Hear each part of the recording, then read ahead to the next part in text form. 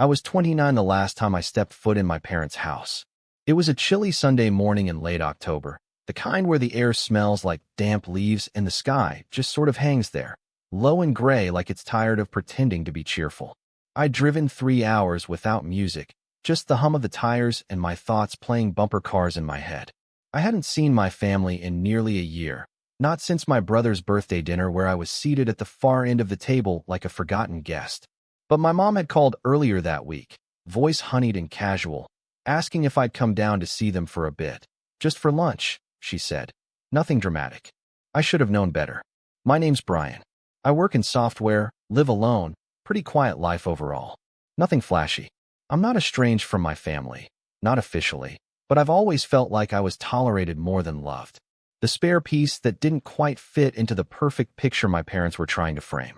My brother, Aaron, 3 years older and born with that natural charisma that made adults chuckle and ruffle his hair, always fit the mold perfectly.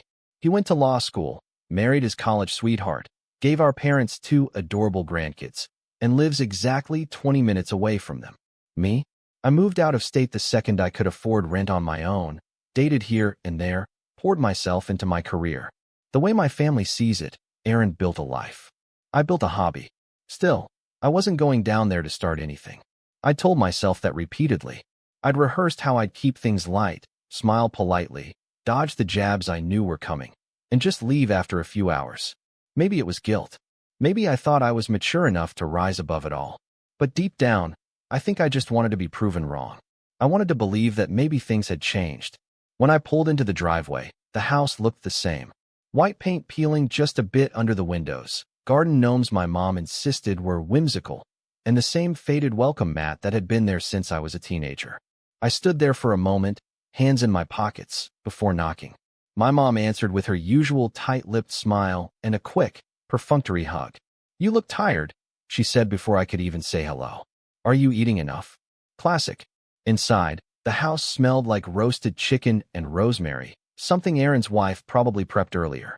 She's big on meal planning. I said hello to my dad, who gave me a distracted wave from his recliner without looking up from the news. The grandkids were over too, apparently, judging by the shrieks coming from upstairs. And of course, Aaron arrived just minutes after me, perfectly timed as always, breezing in with a joke and a bottle of wine. Everyone lit up. My mom kissed his cheek. My dad finally turned off the TV. Even the dog started wagging its tail like it had just seen Elvis. I stood there like furniture. We made small talk around the kitchen island. I asked about the kids' school projects, nodded through Aaron's story about some corporate merger I didn't care about, and politely declined the wine. "Still not drinking?" Aaron asked, eyebrows raised like that was some great character flaw. "Good for you, I guess." My mom gave a thin smile and changed the subject. That's when I noticed it. The wall. It used to be filled with framed photos, vacations, birthdays, Christmas mornings where we all wore matching pajamas that I hated. But something felt off. I walked toward it slowly, like my legs weren't quite convinced I needed to see what my gut already knew. Every photo was there. Every memory. Except I wasn't in them. The shot from Disneyland in '98?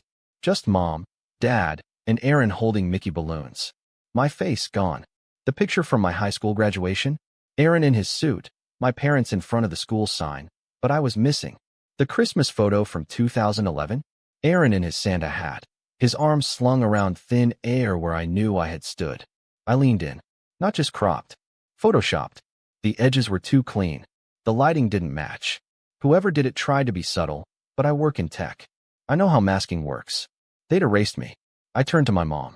What would happen to the pictures? She didn't even look embarrassed. She just shrugged, reaching into a cabinet for plates like we were talking about weather. "Oh, Aaron cleaned them up a bit," she said. "Made them nicer." I blinked. "Nicer? I'm not in any of them." She paused, as if just realizing that. "Well, they look better this way," she said simply, then walked out to set the table. I stood there for a long time. I don't remember sitting down for lunch. I don't remember what I ate. I remember Aaron talking loudly, my dad laughing, the grandkids screaming, and me sitting there like a ghost in a room where I used to exist. Not a single person mentioned it again. No apology. No explanation. Like I was supposed to pretend it didn't matter that I'd been erased from my own family history. I left before dessert. My mom tried to pack me leftovers, and seemed mildly offended when I refused. "Don't be so dramatic," she muttered. "You always make everything about you." I didn't say goodbye. I didn't hug anyone. I got in my car and drove straight home, this time with the radio blasting just so I didn't have to hear my own thoughts echoing back at me. They've called a few times since then. Texted too. Mostly about upcoming birthdays or holiday plans. When I don't respond, I get the guilt trips. "We're all worried about you. You're being selfish. Why are you punishing us?" But they're not worried. They're just confused why their doormat stopped lying down. I haven't told anyone the full story. Not yet. Not even my closest friends. I've just said that things are complicated with my family. But last night, I got a voicemail from my mom. Her voice tight, like she was trying to cry without ruining her mascara. "I don't understand what we did wrong, Brian," she said. "You're always so sensitive. Are you really not coming to Thanksgiving? You're tearing this family apart." I listened to it 3 times. Then I opened my laptop. Because if they want to pretend I never existed, maybe it's time I start pretending they don't either. But not before I do something they'll never forget. I didn't respond to my mom's voicemail. I didn't delete it either. I just let it sit there in my inbox like a loaded gun on a table, untouched, but impossible to ignore. For a while, I thought maybe I'd forget about it. Maybe the sting of that visit would fade, and I'd just go back to pretending, like I always had. But the thing about being erased, literally erased, is that it doesn't fade. It festers. Every time I opened a photo app or scrolled past an old memory on social media, I'd think about that wall, that gallery of my own life, rewritten without me. Like I had been an inconvenience, a smudge. A few weeks passed. I focused on work, buried myself in debugging code and long nights with takeout. I didn't answer texts. I stopped checking the family group chat, which I mostly stayed in out of habit anyway. It wasn't like they ever messaged me directly. Everything was either about Aaron's kids or some plan I was never invited to until the last second, as if I was an afterthought. A courtesy. A checkbox. Then came Thanksgiving. The texts started the Monday before. "Mom, we're doing dinner at 3 this year. Aaron's in-laws are coming later. Hope you can make it. Aaron, don't be weird, Brian. Just show up. Mom, again, it would mean a lot to your father." Dad sent thumbs up. No apology. No mention of what happened. Just a casual expectation that I'd fall back into place like nothing had changed. Like they hadn't framed an alternate version of my entire childhood on their living room wall. I left them all on read. Thanksgiving morning, I got one more message from my mom. It was a photo. The table was already set. Crystal glasses, gold-trimmed china, centerpieces that looked straight out of a Pottery Barn catalog.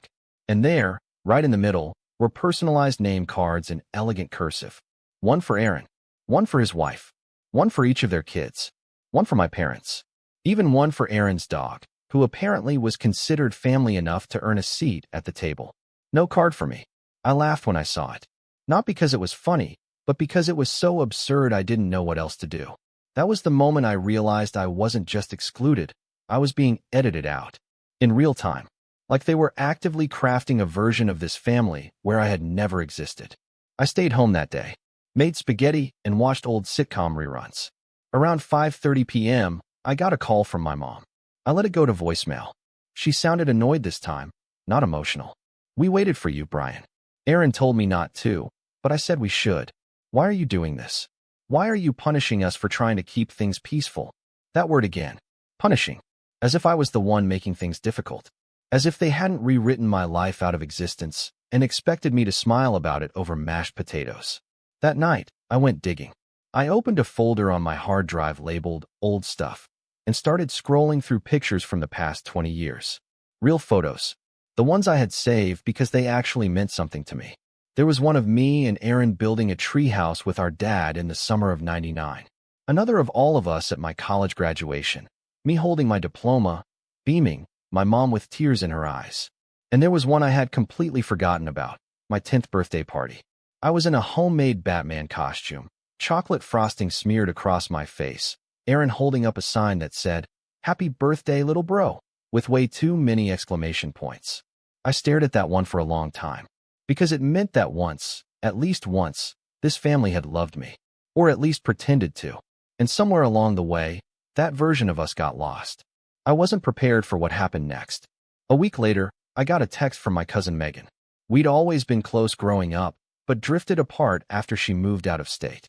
Still, we followed each other on Instagram and occasionally liked each other's stuff. Her message was short. Megan, hey, are you okay? I saw something weird at Aunt Laura's last night. I called her immediately. Apparently, Aunt Laura had pulled out a few old photo albums while Megan was visiting. Family pictures, holidays, all that. But the thing that caught Megan's eye was that several photos had been altered. Badly. Like, she could see where the edges didn't quite match.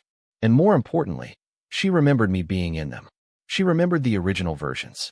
I swear, Brian, there was this one from that Christmas at Grandma's house when we were teenagers. You and I were standing in front of the tree making goofy faces. I know you were in that photo. But when Aunt Laura showed it to me, you were gone. Like you'd never been there. My blood went cold. Did you ask her about it? Yeah, Megan said, hesitant. She just kind of brushed it off. Said she didn't remember you being there. Which is insane, because you were literally the one taking most of the photos that year. I couldn't breathe. It wasn't just the pictures on my parents' wall. It wasn't just their house. It was spreading. I think they've been giving people the edited versions, Megan said quietly. Sending them out. Replacing them. I hung up and immediately called another cousin, Tom, who lived nearby and had always been neutral in the family drama. I asked him if he had any old photos saved from back in the day. He did. I asked him to send me the ones from my 21st birthday party. It had been at my parents' house, back when things were still normal-ish. I remembered us all taking a big family photo in the backyard under those tacky solar lights my mom loved. He sent it. I opened the image. I wasn't in it. Not just cropped. Not just blocked by someone else. I had been removed. Cleanly. Seamlessly. Like I'd never been there. I wanted to throw my laptop across the room. What kind of person does this? What kind of family? It wasn't until 2 nights later, after a long and restless scroll through every tagged Facebook photo from the last decade, that I realized how deep it went. My mom had been quietly untagging me from group pictures. My brother had posted a Throwback Thursday collage from our childhood. Every single photo was one I remembered, but in every one, I had been replaced or removed. It wasn't just erasure. It was replacement. Aaron's kids had been photoshopped into pictures from years before they were even born. A photo of a camping trip from 2007 now showed one of his daughters holding a sparkler, despite the fact that she hadn't even existed back then.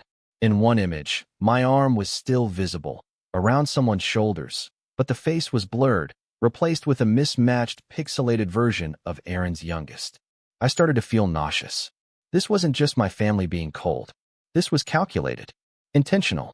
They weren't just pretending I didn't matter. They were actively rewriting history to pretend I never existed. The final straw came 3 days later. I got a wedding invitation in the mail. Cream cardstock, elegant calligraphy. It was from Aaron and his wife. They were renewing their vows for their 10-year anniversary. Of course, what caught my eye wasn't the invite itself. It was the photo they used. A full-color print of Aaron and his wife on their wedding day, standing under an arch of white roses. Only, that wasn't the original photo. Because I had been Aaron's best man. I had stood next to him that day, hand on his shoulder, smiling like an idiot. And in this photo, the man standing next to him was their oldest son, who had been 2 years old at the time. They'd photoshopped me out. Again, this time replacing me with someone who literally wasn't even old enough to walk down the aisle. I stood in my kitchen holding that invitation like it was a bomb. And maybe it was. Because in that moment, something in me snapped. The part of me that had tried to keep the peace.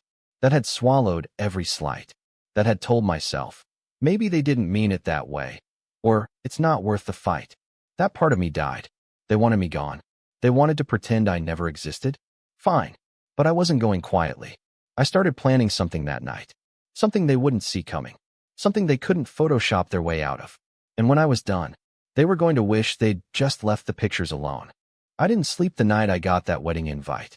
I just sat at my kitchen table, the card still propped against the coffee mug I never touched, staring at that photo like it might blink or speak or offer me some kind of explanation. I wasn't just erased from the picture. I was replaced. Literally overwritten by a kid who hadn't even been in preschool when the photo was taken.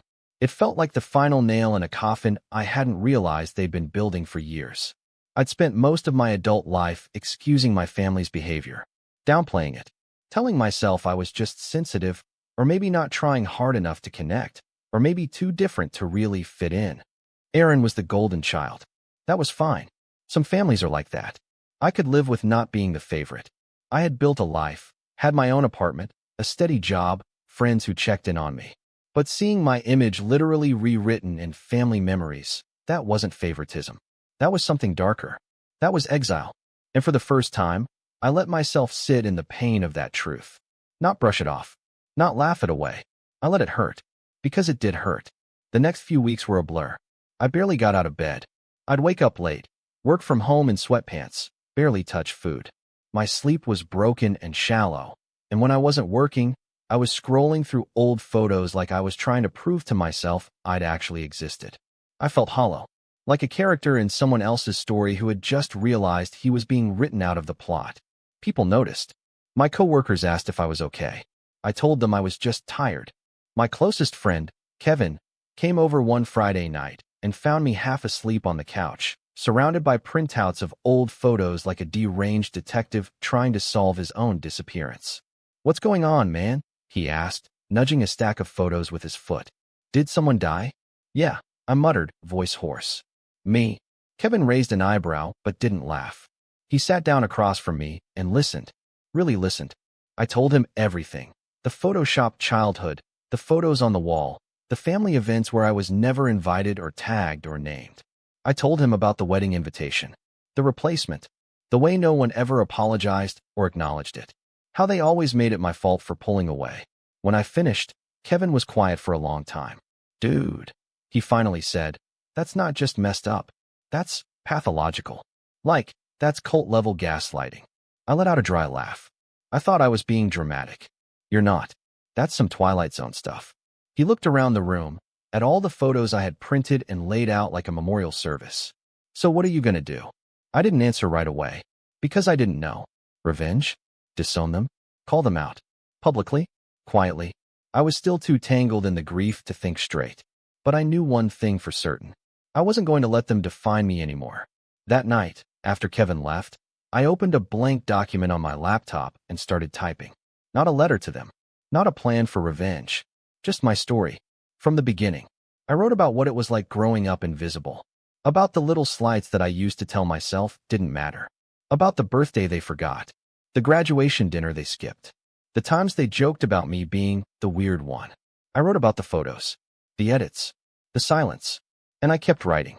Every night. Until my fingers ached and my mind emptied. It was the first thing that made me feel like me again. Like I was taking my identity back, sentence by sentence. In the following weeks, I started reclaiming other parts of my life too. I cleaned my apartment top to bottom. I got a haircut, bought a new desk, rearranged the furniture. I deleted the family group chat from my phone, blocked my mom and Aaron on social media. Not out of spite, out of necessity. I needed space to breathe. I also started therapy. It had been a long time coming. I'd always made excuses, too expensive, too time-consuming, not for me. But the truth was, I was scared to sit with the things I'd buried. Scared to hear that maybe I had done something to deserve the way I was treated. But my therapist, a quiet, observant woman named Michelle, didn't let me go there. "You don't need to earn basic dignity," she said in one of our first sessions. "You don't have to perform to be worthy of love." That sentence cracked something in me. Over the next few months, I learned how to speak about my pain without minimizing it. I learned that boundaries weren't cruel, that it was okay to walk away from people who chose to harm you, even if they shared your DNA. I started going for long walks after work, letting my thoughts drift without dragging me under. I rediscovered my love for photography, real photography, not the kind that deletes people.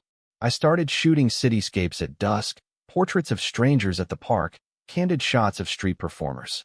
I created an Instagram account to share my work anonymously. Within a few weeks, it started gaining traction. One photo in particular, an old man sitting alone on a bench, silhouetted by the orange glow of a street lamp, got reposted by a local art page. It exploded. People commented about how haunting and beautiful it was. Someone said it felt like a visual poem about grief and healing. They didn't know how right they were. That photo became my profile picture, not because it was popular, but because it reminded me that I still had a story to tell, that I was still in the picture, even if others tried to crop me out. Then, one afternoon, an email popped up that stopped me cold. Subject line, Family Archive, request for photo submissions. It was from my Aunt Laura. Apparently, she and a few other relatives were putting together a digital memory book for Grandma's 80th birthday. They were asking everyone to submit old family photos and stories to compile into a slideshow for the party. I stared at the screen for a long time. My first instinct was to ignore it, to delete it, and keep moving forward with my new, quiet life. But then I thought about the photos they'd already collected, the ones Aaron and my parents had probably submitted. I thought about how this archive might become the record, the version of our family history that would live on. And I couldn't shake the feeling that if I didn't do something, they'd win. So I started going through my hard drive again. But this time, I wasn't just collecting evidence. I was curating my version of the story. I pulled together photos they couldn't have deleted, ones I had taken on my own camera, or where I was the only person in the shot. I included goofy selfies with my cousins, behind-the-scenes photos from family trips, pictures of me and Grandma baking cookies in her old kitchen, flowers smudged on our faces, photos that proved I'd been there, that I'd mattered. I even included one photo from Aaron's wedding, the original version, where I was standing right next to him, beaming in my ill-fitting suit, holding the ring box. I labeled it Best Man 2013, and I wrote captions for all of them. Not snarky, not petty, just truthful.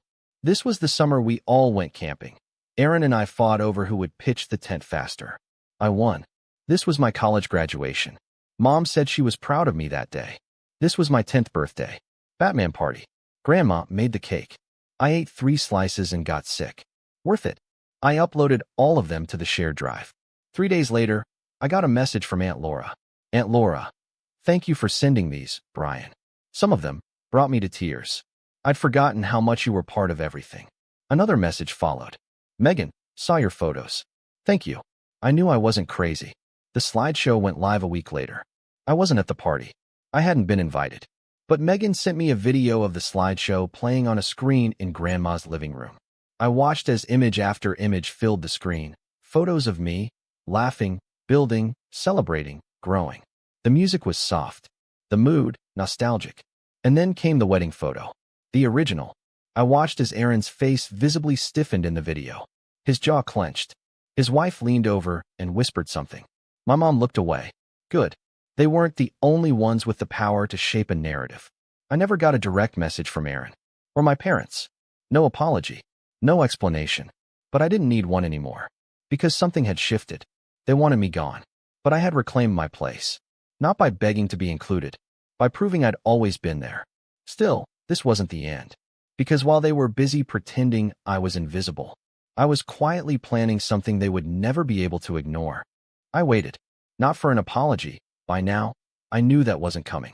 What I waited for was clarity. Not emotional, but strategic. Revenge wasn't about explosions, or yelling matches, or big dramatic gestures. It was about timing. Precision. Letting the truth slip into a space so public, so undeniable, that even the most manipulative people couldn't distort it anymore. And after reclaiming my own identity piece by piece, through my art, through therapy, through reconnecting with relatives who did remember me, I finally had the clarity I needed. I started with research. I began compiling timelines. I made a spreadsheet, not out of obsession, but necessity. Every family event I remembered being at. Every photo that proved it. Every altered version I had evidence of. I cataloged them all. The original photo from my 10th birthday party with me in it, and the one Aaron had posted last year where I'd been replaced by one of his kids. The college graduation my parents said they barely remembered attending, despite the video I had of my dad giving a toast. The family vacation in 2006 where my brother now claimed I didn't come because I was off sulking somewhere, except there I was, in my cousin's scrapbook, helping build the bonfire. And most importantly, I kept track of who had shared or reshared the edited versions. Aunt Laura, Uncle Rick, my mother, Aaron. All of them had either reposted altered images or participated in this narrative rewrite. But I also tracked the ones who hadn't. My cousin Megan, for one. She'd become an unexpected lifeline, texting me regularly with updates, screenshots, things she overheard. She had screenshots of the family group chat where my mom would talk about me in third person, like I wasn't even in the room. It's best we don't invite Brian this year. He always makes things uncomfortable. Aaron's worried about the energy Brian brings. We're trying to keep things light. Let's not include him in the memory book photos, okay? We wanted to be positive. Positive. That word again. It burned. Megan also found something else. Apparently, Aaron had started telling people I'd distanced myself from the family after a nervous breakdown. Not because of their treatment, not because I was being actively erased from every corner of our shared history, but because I was emotionally unstable. That was the push I needed. So I reached out to the last person I ever thought I'd call again, Grandma. She was 80 now, sharp as ever, but quiet. She'd always been diplomatic in family matters, the type to mediate instead of take sides. But she was also sentimental. She kept boxes and boxes of photos, real ones, untouched, unfiltered. Photos my parents probably hadn't touched yet. I called her and asked if I could come visit. She sounded surprised, but warm. I'd love that, she said. It's been too long. I drove the next weekend. She lived in a small town just a few hours away, and when I got there, she greeted me with a frail hug and watery eyes. You look just like your grandfather, she said, touching my cheek. We had tea, talked about nothing at first, then about the family. I treaded carefully until I saw the old album on her coffee table. I asked if I could look through it. She handed it over. There I was, page after page, smiling, awkward, teenage me, holding sparklers, helping in the garden. Even Aaron and I, arm in arm, at his engagement party. There was no denying it. I'd been there. I'd mattered. And now I had the proof. Undisputable. Tangible. Grandma, I said softly, do you know that some of these photos are different online? She blinked. What do you mean? I showed her. My phone. Side-by-side comparisons. Original versus edited. The cropped birthday photos. The wedding picture. My literal deletion. Her hands shook a little as she held the phone. They did this? She asked. Yeah, I said. They did. She looked at me for a long time. Then she said something I didn't expect. You should tell people. I paused. You think so? I know so, she said. It's time someone did. So I began. First, I secured digital copies of Grandma's photos. She even helped me scan some of them. We laughed at how bad some of the old shots were. Her printer jammed 3 times, and we ended up eating frozen pizza on TV trays like it was 2002 again. For a moment, it felt like family was a real thing again. Not a lie, not a performance. Once I had everything, I sat down to build what I came to call the archive. Not for the public. Not yet. For now, it was a personal project. A Dropbox folder with clear labels. Originals. Edited versions, collected. Side-by-sides. Video evidence. Voice memos, from Grandma, Megan. I even made a timeline document. It was clinical, almost cold. Exact dates, image names, who shared what, where, and when. No commentary. Just facts. The pattern was clear. Over the last 6 years, I had been systematically scrubbed from the family history by Aaron, my parents, and, whether knowingly or not, a few others. With this archive built, I now needed the moment. The spark. The perfect time to expose it. Not just for vindication, but for impact. I didn't want to scream it into the void. I wanted the truth to hit the exact people who'd spent years pretending I was nothing. And that's when fate handed me a golden opportunity. Megan texted me a screenshot. Aaron and his wife were planning a family legacy video, a slick, edited documentary-style project to celebrate my parents' 40th anniversary. They'd hired a professional videographer, were collecting stories from relatives, and planned to play the final cut at a massive garden party in June. They were inviting extended family from all over the country. The whole thing was going to be recorded. It was perfect. I didn't tell Megan my full plan. Just asked if she could get me access to the videographer. She said she'd try. A few days later, she sent me his contact info. Don't say I gave it to you, she wrote. But he's chill. Just tell him you're part of the family and want to contribute a segment. So I did. I reached out as Brian, Aaron's younger brother, and asked if I could record a message for the video tribute. I said I wanted to celebrate our parents in my own way. The guy was polite. Sure, man, just shoot something horizontal and email it to me. I'll slot it in. I recorded 2 versions. Version 1, sweet, clean, emotional. The one I knew they expected. Version 2, the truth. Not a rant. Not a tantrum. Just a calm, steady voiceover with visuals. It started with a photo of me and Aaron at age 7, playing in the backyard. Then a caption. This photo never made it into the family slideshow. Then the side-by-side shots. Me present in the original. Gone in the new. I included timestamps. Metadata. Grandma's voice reading off old dates. Megan's quiet voice confirming who was actually present at what events. I even played a screen recording of Aaron's Facebook post from 2 years ago, with my smiling face replaced by his toddler daughter in Photoshop. Then I ended it with this. You can crop me out of the pictures. You can rewrite stories and replace faces. But you don't get to rewrite me. I was there. I am part of this family. And no amount of editing will change that. I attached the file. Sent it off. But I didn't stop there. I also uploaded the full archive to a private site I built in one weekend. Simple design, password protected, titled The Family They Forgot. I sent the password to 3 people, Megan, Grandma, and, just for fun, Aunt Laura.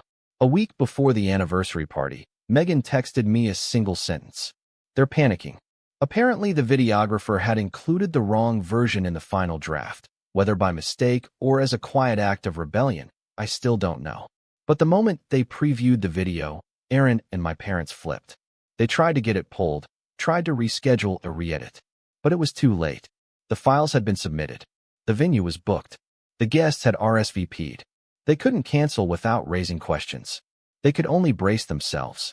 And I waited. Calm. Steady. Because I knew the moment was coming. The one where the masks would finally crack.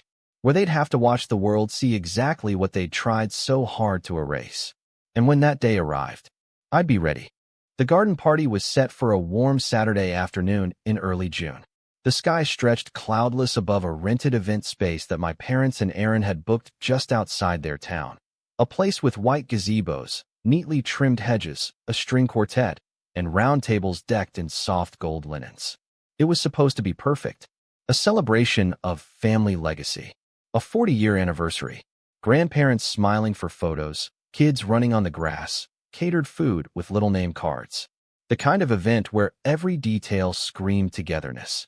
Love. Unity. Except this time, the pictures couldn't lie. Not anymore. I didn't attend the event.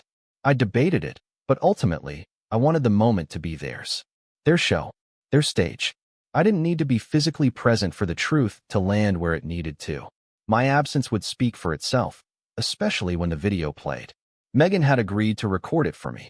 Not just the reaction, but the entire moment. The build-up, the expressions, the fallout. She positioned her phone carefully, muting the sound until the video segment began.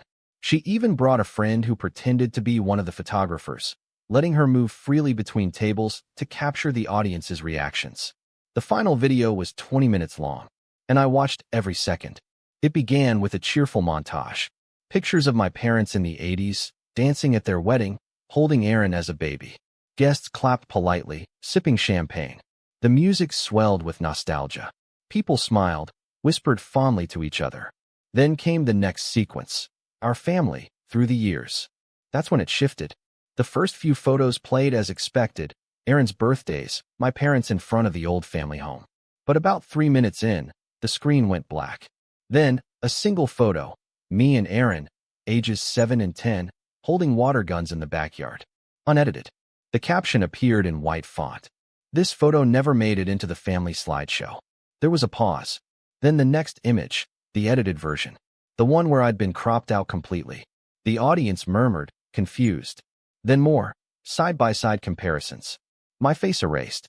My arm still visible. Whole scenes rewritten. The captions were neutral, almost documentary style. Original, 2006 family camping trip. Edited version posted in 2021. Figure on the left replaced digitally. A few heads turned. Aaron, seated at the front table, visibly stiffened. My mother leaned toward him and whispered something, her hand clutching her pearls. Then my voice came on. Calm, clear, measured, not angry, not vengeful, just honest. I spoke over a slow pan of childhood photos. My name is Brian. I'm the youngest son of the couple being celebrated today. Some of you may not recognize me, and that's no accident. For the past several years, I've been gradually erased from our family's collective memory, removed from photographs, cropped out of narratives, replaced, or simply deleted. I'm not here to cause drama. I just want to share the version of this family you weren't shown. Gasps. Quiet coughs. The clinking of forks stopped. I showed more images. A video clip of Aaron's wedding where I stood beside him. Then the altered version they'd used for their vow renewal, where his son stood in my place. I timed it perfectly. As I spoke about being replaced, the frame froze on that specific swap. My face gone, his child photoshopped in, the lighting not even matched. I watched Aaron's face in the recording. He looked like a man watching his house collapse in slow motion.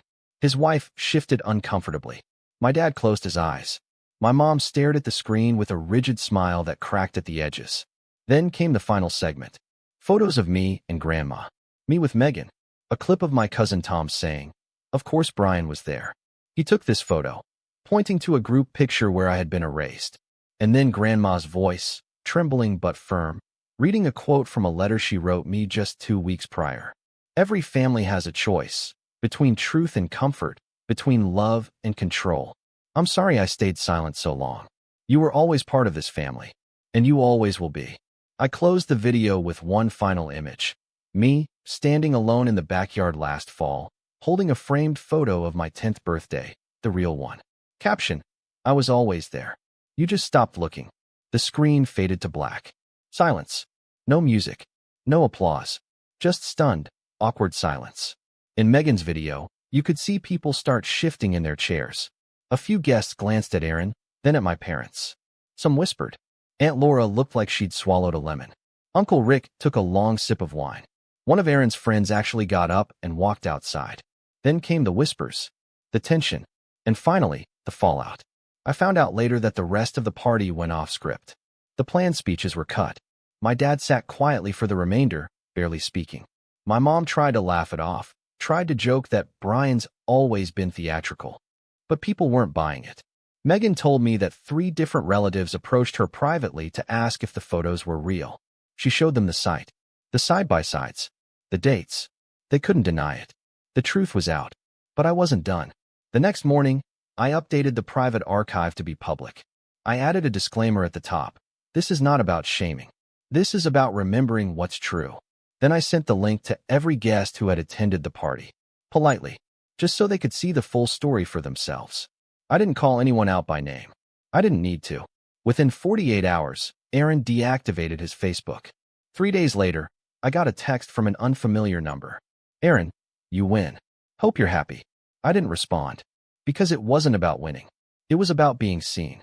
Megan told me that my parents are taking a break from social events. Apparently, a few longtime family friends pulled away. Quietly, my mom stopped posting family photos altogether. My dad hasn't spoken to Grandma since the party. She's fine with that. "I think I finally stood for something," she said to me on a call. "Feels good, actually."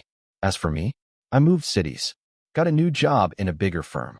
One that respects balance and leaves room for passion projects. My photography took off too, after the story of my edited childhood went mildly viral on a local blog. People started asking about my work. I even booked a small solo gallery show. The theme? The ones who stayed in frame. I'm still in touch with Megan. Grandma too. Occasionally, a cousin reaches out and thanks me for saying what they were too afraid to. But mostly, I'm just living, breathing easier. And I've started taking family photos again. Only this time, I'm the one holding the camera. And the final shot? It's always honest. You can erase a face from a photo, but you can't erase the truth from the people who lived it.